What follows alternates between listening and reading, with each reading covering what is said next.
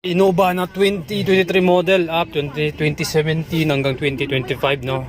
Okay, nag-install tayo ng 9 inches sa plug and play octa-core no, 6128 GB RAM.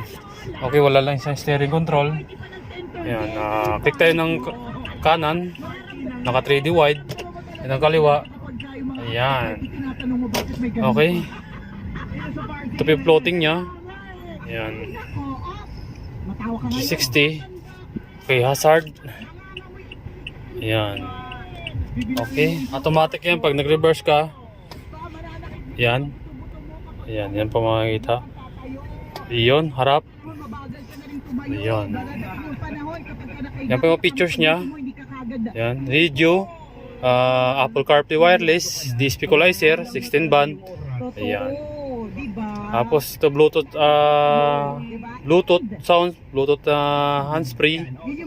Okay, auto Android, yan manual, mayroon manual CarPlay, Teams, YouTube, Spotify through CarPlay, Netflix, voice command, okay? Volume up. Hindi natin mapipigilan yung open navigation, yung aging na yan.